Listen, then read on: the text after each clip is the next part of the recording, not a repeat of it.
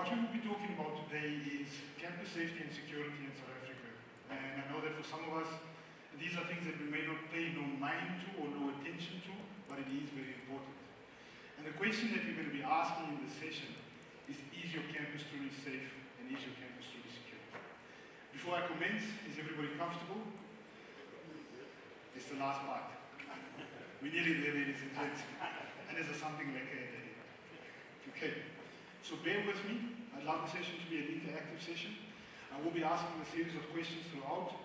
And I'd like to ask you to keep an open mind and also understand your current scenario and the current environment that you're based in when it comes to security. Okay? The first question that I want to ask is, imagine it's 9 o'clock in the evening.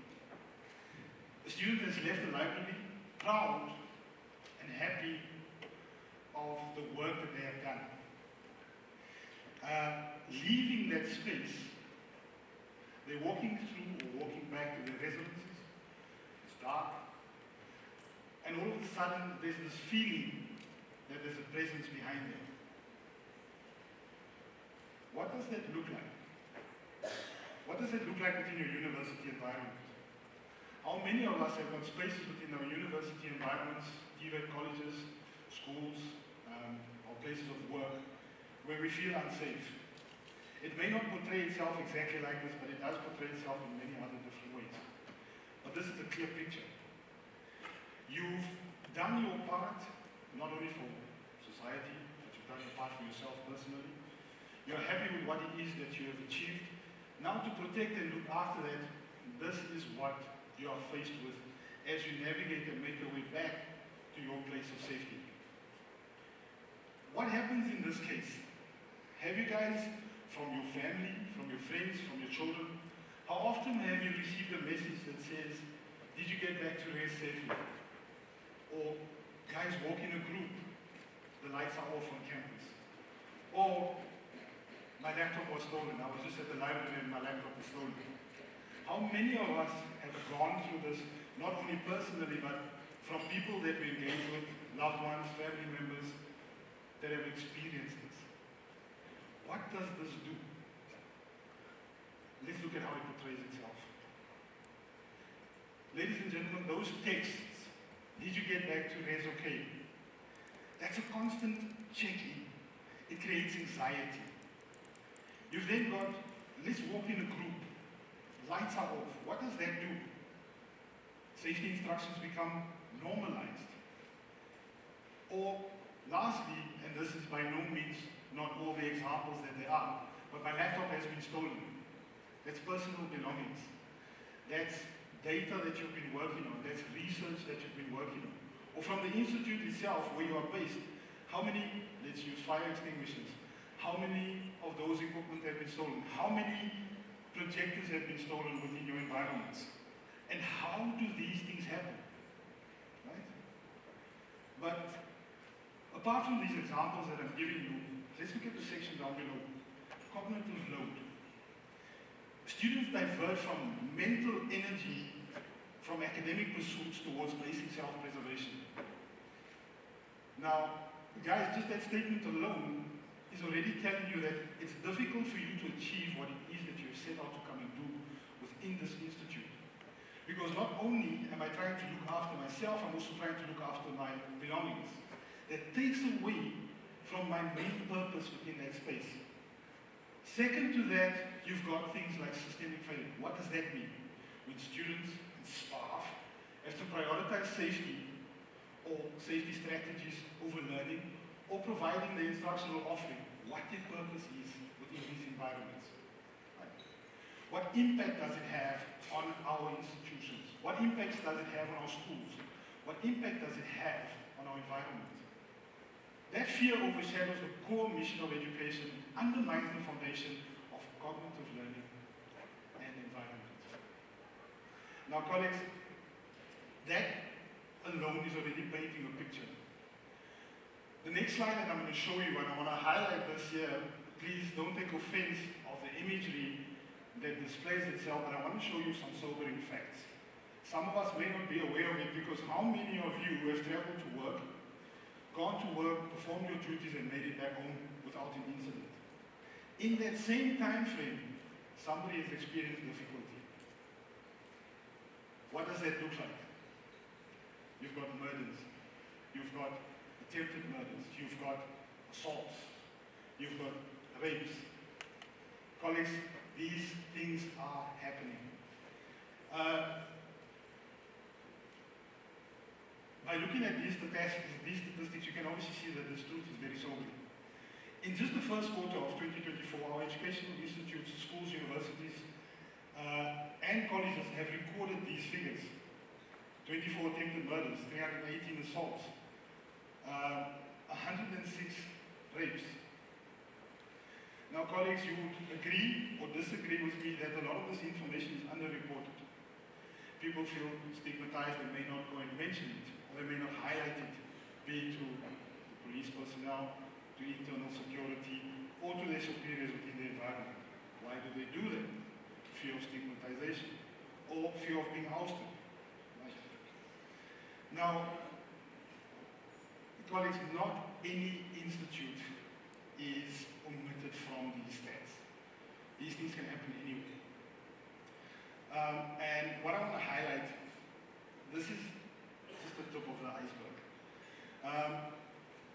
The risks to our campuses also extend beyond violent crimes. I was going to ask the colleagues on the end there if you guys could shrink the slide a little bit so we could see the rest of the information on it.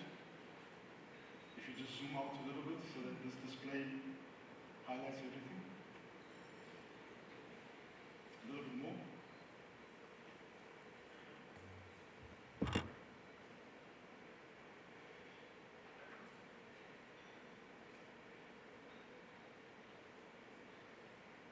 Now, ladies and gentlemen, why do these stats matter? These stats matter because the broader South African context is changing. The universities cannot isolate themselves from it. Violent crime continues to run rampage within our spaces. Theft continues to run rampage within our spaces. The pressure on institutes is mounting from every direction when it comes to the safety and security, not only of our staff, but also our students and all personnel that are involved. Remember, your organization is a group of people that makes it happen. Looking after them is of utmost importance. You've got regulation government bodies that are calling for compliance with safety mandates. Insurance companies are raising premiums while liability risks keep climbing. I want you to picture this. How many students avoid going to evening lectures because of safety? How many of you have traveled to your work environment using, I'll call it an old vehicle, because you don't want to use your current daily? How many of you have substituted certain things because of security?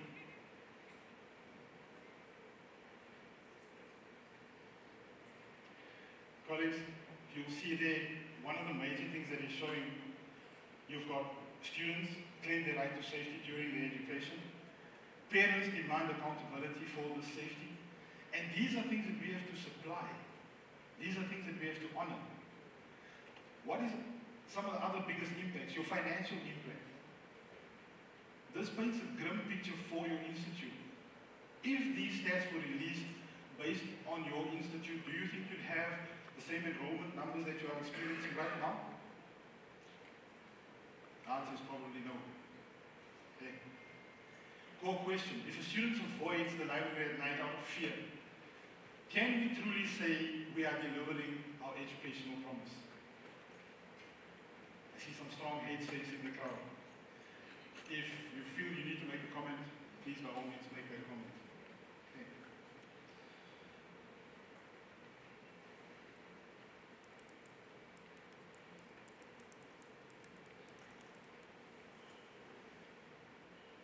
Colleagues, from the question that I've asked you and the overall view that I've painted, what are the gaps and failures that we have within our institutes? Where are we falling short within the technology, the capability, the staff, the training, the expertise that we have? Where are we falling short? There may be a few other elements that are not stated here that you can state for me. but in part, CCTV records crimes, but it doesn't communicate in any way. How many of you have got surveillance cameras at home? Oh, me, just raise your hand. What happens if you see something on that surveillance camera? What's the time, the return time on a panic button if you press it? How quickly does somebody come and respond? Please, by all means. 3 minutes. Say again? 3 minutes. 3 minutes. Have you tested it? Yes. Good, good, good, good. What happens with the data that gets recorded on your cameras that you got at home? Is anybody viewing that information? Is anybody acting on that information? Just myself. Just yourself. The same, please go on, go ahead. So you asked what the action by monitors at TV. Yeah. And however, our sort of our CPSs Mm-hmm. and most gender-based violence victims or crimes come from people who you know, who are in your immediate vicinity. And with that, they don't respond to that because it is a personal matter. So all of those things technically become ineffective. So what is the actual real response time from police actually? So yeah. I asked the question at home so that I can trigger the understanding. Take that same scenario, let's put it at your university. If be it male or female is hurt in whichever form, what is the response time? When does that message get across? What is the action that gets taken? You've got a reactive approach. Institute waits for incidents to occur before responding. That's the sad part. We're lacking the proactive stance. No single source of truth. Absence of integrated systems make it difficult to anticipate and prevent threats. You answered the question earlier on. The cameras that you've got at home, it's you that's viewing it. What are you doing with that information? Are you able to see anomalies? Are you able to see things that could cause a problem? Okay. The colleagues, we are trying to fight 21st century threats with 20th century systems.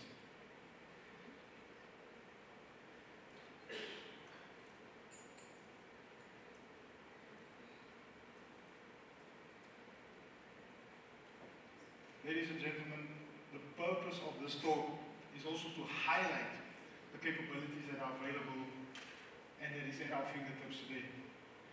You are able to generate or create a smart campus, the world-class safe campus, an integrated ecosystem. And what does that look like? Now, this image may not tell you everything, but listen to what I'm going to tell you right now.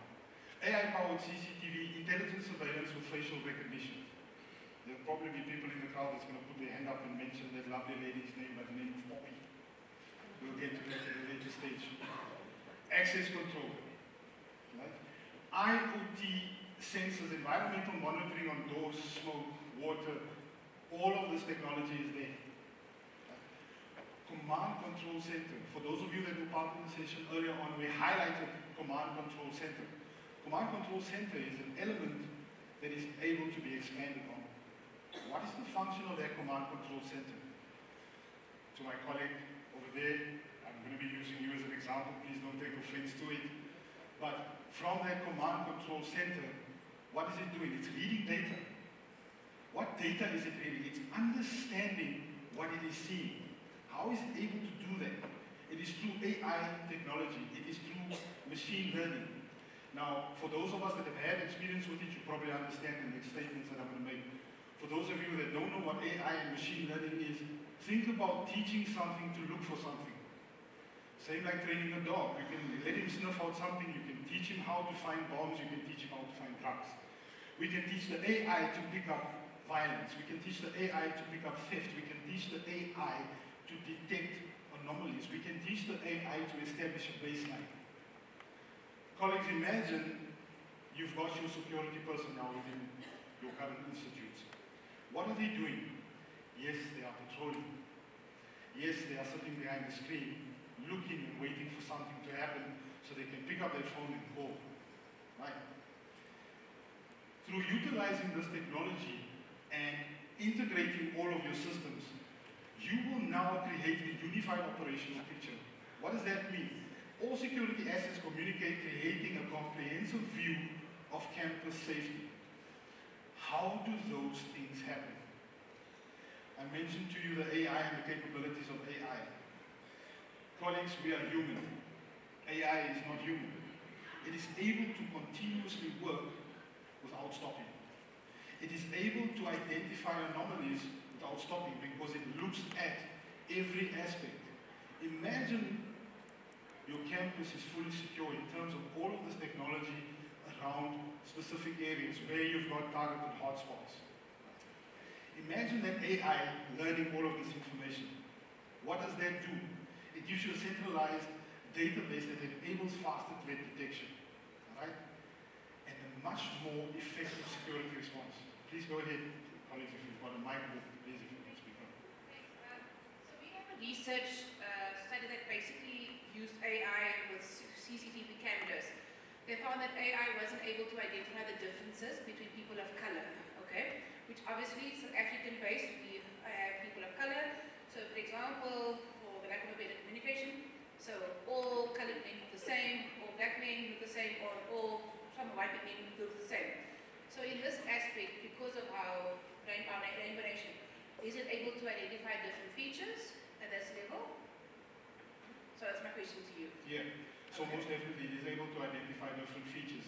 But one of the things that you don't want to do is, ladies and gentlemen, please don't take offense to this, but you have majority of people, person types, cultures, religions, nationalities, gender that are creating these crimes or causing these crimes. The one thing that you don't want to do is to create a bias. In the community where I come from, it's a predominantly colored community. Our own people are doing things to themselves. It's our own people that is causing these issues. Utilizing this capability within that space will quickly create a bias. Because it is that person, it is that gentleman, it is that lady, of that race, of that particular. You need to now look at the crime that is being committed. That person will still be caught. Whether you are of color or of all colors, you will be caught. You need to look at the crime. Teach your AI based on the crime. You want to detect the crime. You want to detect the anomaly. Gender comes after. Nationality comes after. Ethnicity comes after. That's not our business. Our business is, I don't need my laptop to be stolen. I don't need to feel unsafe when traveling within the precinct of the university. And not only within the precinct of the university, but also beyond the fence.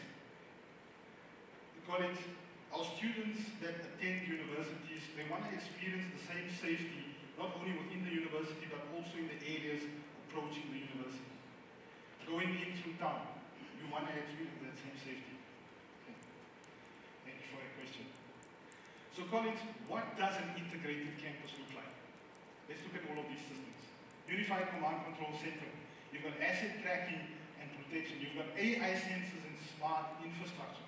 You've got AI-enabled surveillance, emergency communication, and we're going to go into some of these a little bit later. Access control systems, integration with IWMS systems. Then you've also got training, policy enforcement, and continuous improvement. I'm just going to touch on the policies for a moment. How many of us have got safety and security policies within our organizations? We've all got them. Right? Are we enforcing them? Are we enforcing them strongly? Right. Colleagues, we need to get to a point where all of our systems are integrated and speaking to each other, utilizing the technology that is available and on hand. Your asset tracking and protection. What is the system going to be able to do when it comes to looking after that assets and that information? I asked the question earlier on. A 9-kilogram fire extinguisher that gets stolen from the university every week. How is that possible? How is that possible? Some of you will be able to paint a scenario for me. It may be an internal contractor, craftsperson, or handyman. They are licensed to take that equipment and put it inside the bucket to go for service. How is it that it is disappearing? Is it them? Is it the students? Is it the staff member? These things are overlooked. The AI technology that is available today is able to establish a baseline. That baseline looks at normality. That fire extinguisher is based inside that location. It's got that tag that indicates where it is sitting. As soon as that thing is moved from that location, what happens? It goes and it tracks the entire movement for that specific time period to see what has happened, and as soon as it detects how that thing is moving, it will track its movement to the point that it is exiting the campus. That is the capability that is available today through interactive systems. Now, colleagues, what is the role of this technology? And I highlighted some of it right now. And how do we put this theory into practice? The role of this technology is deployment of this cutting-edge technology to provide a comprehensive real-time monitoring, not only for our universities, but also all the institutions that we are currently catering for, and management of safety and security. Now, some of the things that are available out there, and some of the things that we utilize is things like LoRaWAN and IoT devices, right? These enable real-time monitoring of critical infrastructure environments. This includes tracking building access points, detecting water leaks, ensuring immediate alerts for potential issues. The colleagues from within the crowd, there's a question that I'm going to ask right now, and I'm going to ask the same question a little bit later. How many of your institutes currently have this capability of technology on hand? Any takers? How many of you understand what the current security situation is within your environment? What happens in the case of an event? Any takers? Colleagues, that is alarming. Well, let me put it to you this way. What happens if there's a fire?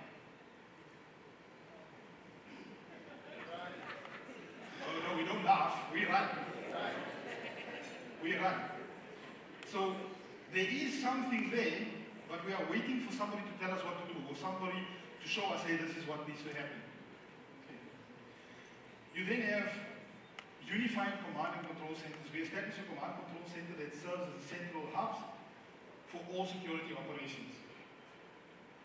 Colleagues, I'm going to pause on that section right now.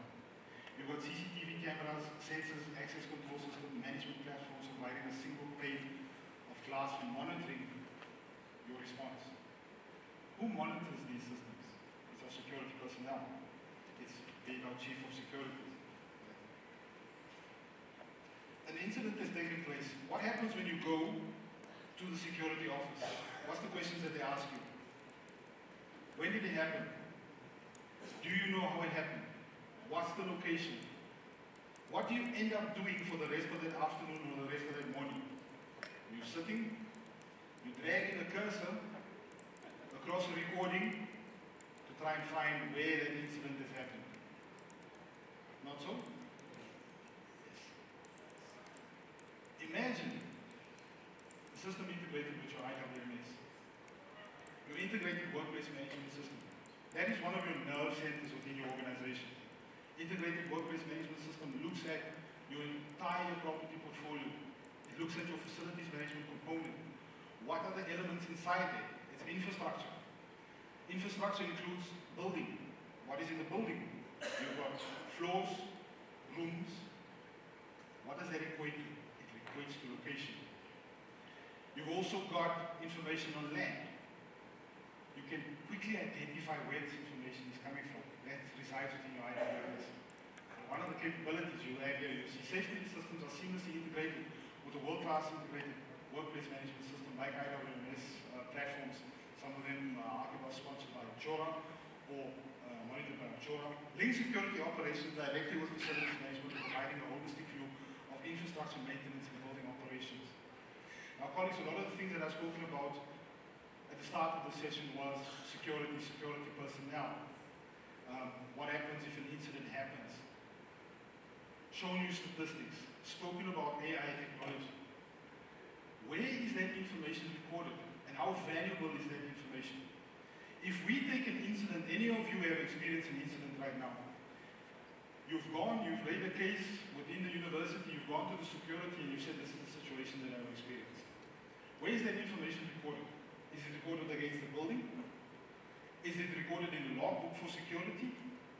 Where does that information reside? Imagine that information is stored within an integrated workplace management system, and you want to make future decisions for a specific building, and you can draw or pull up information not only on title deed, not only on ownership, not only on occupancy and capacity of that building, who's utilizing it from a division and departmental perspective, not only from a maintenance perspective, what my utility spend is, not only from an incident perspective related to maintenance, how many times the light has been changed, but you are also able to record against that building every incident that has happened. What type of information or decisions are you able to make with that data? At the click of a button, you can see that this building has got so many incidents recorded against it. Why is that? Is it because I've got student numbers attending lectures in the hundreds, in the 200s, in the 300s? Is that a soft spot? Is that why my laptops are being stolen? Or is it the location of this building? Because some of our universities are not closed by a fence. Some of our universities are open. We want to enjoy that freedom, but it allows people from outside the institute, outside the organization to enter and cause issues. But if we can record all of that information against that building, and we can look at the building not only from a maintenance perspective, from an asset management perspective, but also from a security perspective, imagine the decisions that you are able to make on any movement related to that building. If a building has got so many incidents recorded against it, be it harm, be it theft, be it vandalism, your AI will assist you in this space. It's able to detect those anomalies. It's able to identify when it is happening and how it is happening. Now, I want to mention something before I move on to the next slide. Colleagues, do you think that AI would replace man in terms of their operation? No. I like that. Any other observation? If I may, why would you say no?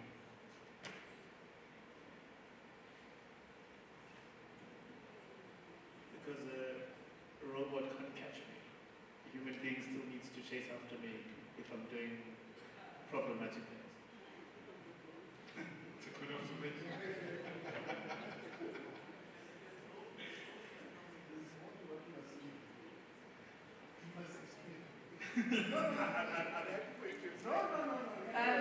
I don't work on a campus, guys. I work on a radio station, so you know these things better than I do. I was just giving an example. That's all I was doing.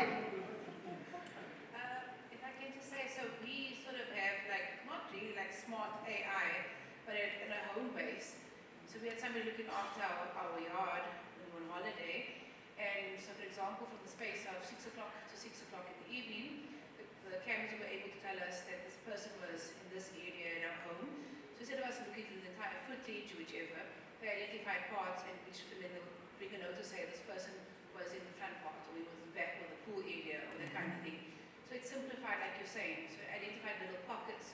So instead of watching when did the person arrive at their home, or whichever, it identified, instead of in 12 hours, the person was in 7 areas of the home, kind of thing. So I think that simplified everything. We didn't have to like say, did you do this or whichever, so based on what you said. So that's why I think AI will not replace human beings, right? It actually makes it easier for people, and like I think it's a Clement that said, it can't catch us, you still need human interaction anyway. So it just limits the amount of human interaction or human perspective you need with another human being, like my opinion, so yeah. 100%. Colleagues, what I wanna highlight to you, AI enhances capability that we have as humans. Your security personnel that is sitting in front of a screen monitoring for 8 hours a day, it takes a second for him or her to look down, something happens, and when they come back, it's not there. AI never sleeps. It enhances, it gives you superhuman capability. Are you able to predict when something is going to happen on your campus based on a theft or something that has happened 2 weeks ago? Are you able to predict that?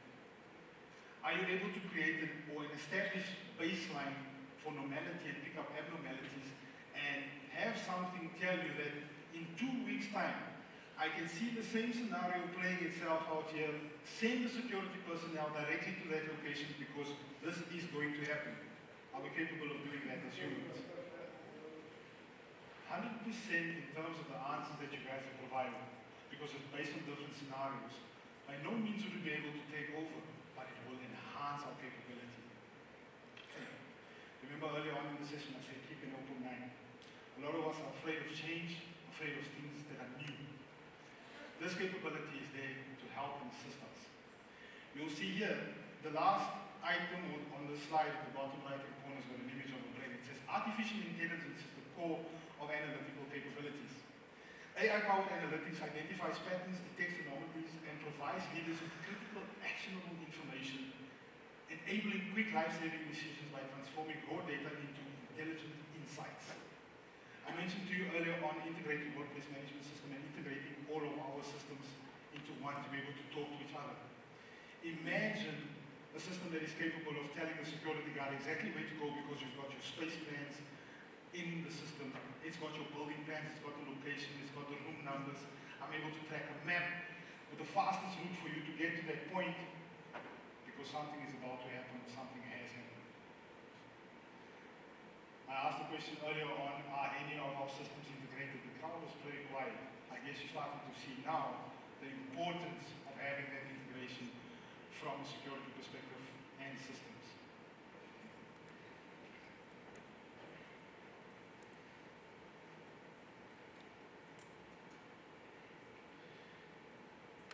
Colleagues, I want to share with you a case study. I'm not going to mention the name of the institute or the organization that is experiencing this joy, because there may be someone inside here from that institute and then we've got a problem.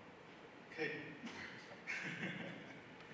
So a university integrated the fragmented, or university integrated and fragmented security systems into a unified command platform, resulting in 40% improvement in incident response times.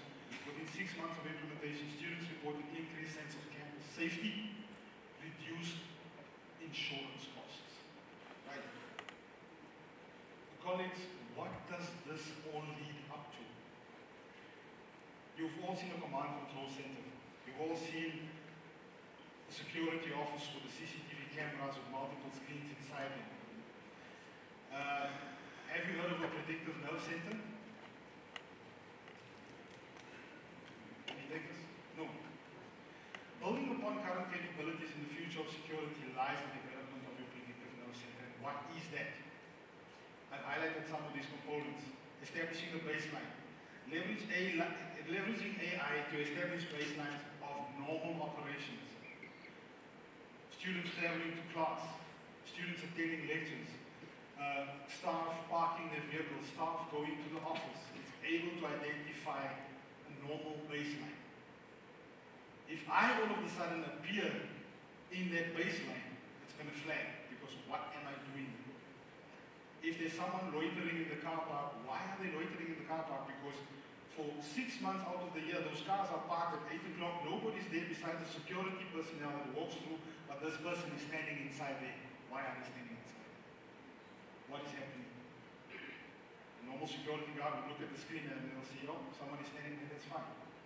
AI is going to look at that and say that is not normal because that person has not been there for 6 months. Today they are there. What is the intention? You've then got the generation of heat maps. Red zones indicating areas prone to incidents.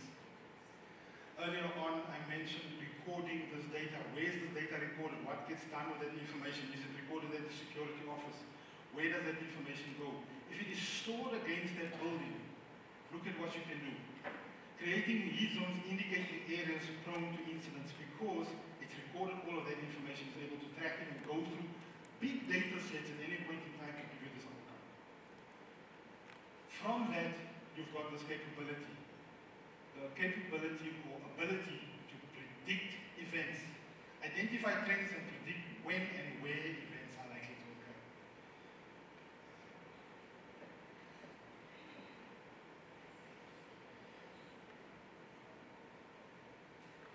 Now colleagues, that predictive nerve center or your intelligent nerve center, to highlight what it looks like, or to show you some of the views, you've got all your AI technology, you've got AI CCTV, you've got IoT sensors, you've got access to controls, you've got your mobile applications. All of these devices are linked into your AI learning baseline for normality.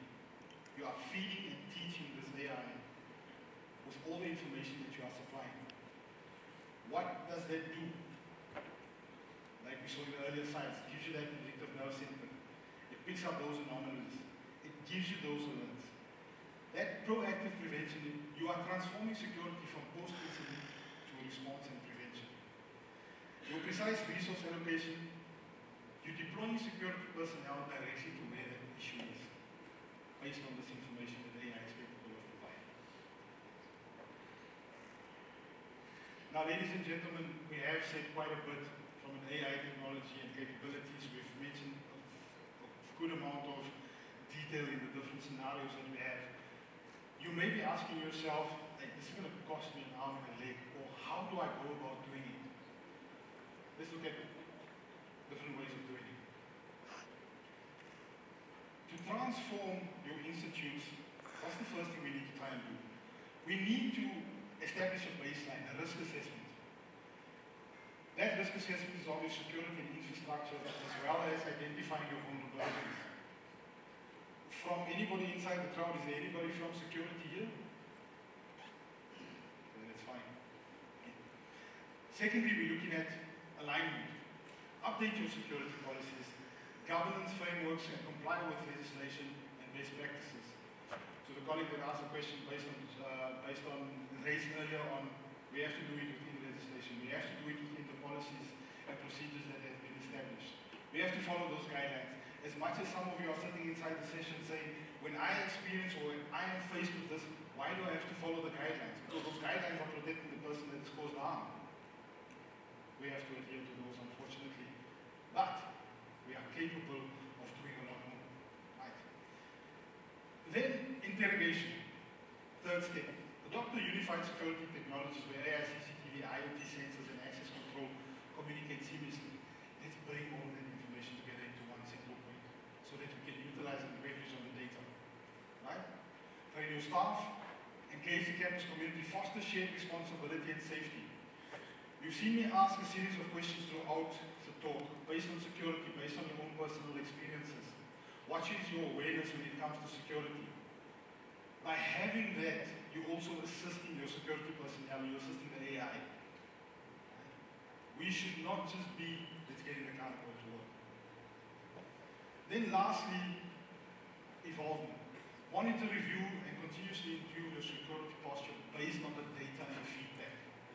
AI is capable of doing that and providing all of that for you.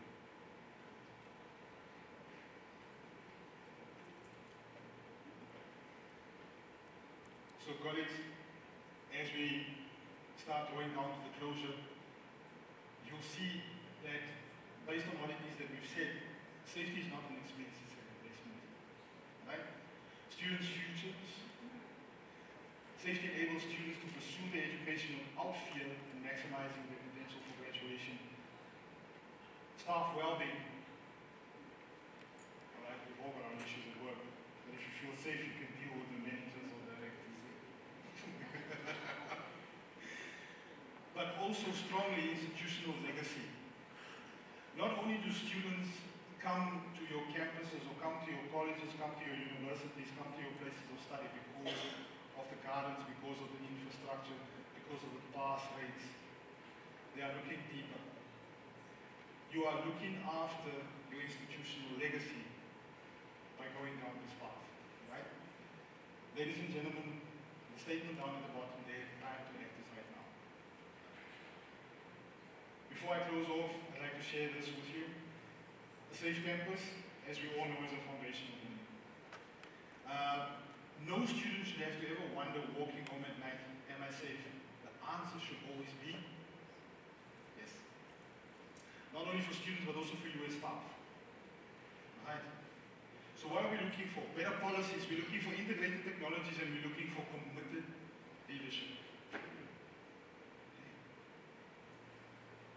Ladies and gentlemen, I'd like to thank you on behalf of ETS and on behalf of PURCON. Thank you so much for your time and for engaging in the session. We greatly appreciate your attention, support in our mission to create safer campuses. Let's take them. Together we can transform safety challenges into opportunities for growth. Colleagues, thank you so much for